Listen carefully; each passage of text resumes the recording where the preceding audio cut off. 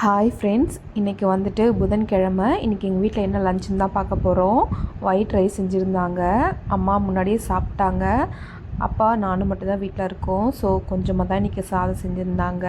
3 பேருங்கும்போது கொஞ்சமாக இருந்தாலே எல்லாமே கரெக்டாக இருக்கும். அப்புறம் நைட்டு டிஃபன் செஞ்சுடுவோம். அப்புறம் அதுக்கு காம்பினேஷனாக முருங்கைக்கீரை தான் செஞ்சுருந்தாங்க. முருங்கைக்கீரை வந்துட்டு வயலில் போயிட்டு நான் தான் பறிச்சிட்டு வந்தேன். இது வந்துட்டு நல்லா வடகம் போட்டு தக்காளி வெங்காயம் இதெல்லாம் போட்டு சூப்பராக செஞ்சுருக்காங்க. பருப்புலாம் போட்டு. முருங்கைக்கீரை ரொம்பவே உடம்புக்கு நல்லது.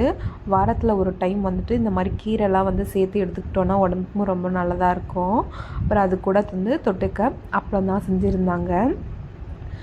இந்த முருங்கைக்கீரை கூட எங்கள் வீட்டில் வந்துட்டு நாங்கள் வீட்டு மாடியில் வந்துட்டு கொஞ்சம் கீரை வந்து விதைச்சிருந்தோம். ஸோ அதிலிருந்தோம் கொஞ்சம் தண்டுக்கீரை இதெல்லாமே சேர்த்து தான் வந்துட்டு இந்த முருங்கைக்கீரை செஞ்சுருந்தோம்.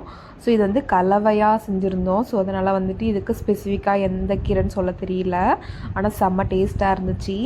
வாரத்தில் இந்த மாதிரி முருங்கைக்கீரை, தண்டுக்கீரை, பொன்னாங்கண்ணி கீரை இந்த மாதிரி கீரை வகைகளை வந்துட்டு கண்டிப்பாக ஒன்று எடுத்துக்கணும். உடம்புக்கு ரொம்ப நல்லது. ஹாஸ்டலில் இந்த மாதிரி கீரை வந்து அடிக்கடி கிடைக்காது. ஸோ வீட்டுக்கு வரும்போது தான் இந்த மாதிரி சாப்பிட முடியும். வீடியோ பிடிச்சா லைக் பண்ணுங்கள். பாய்.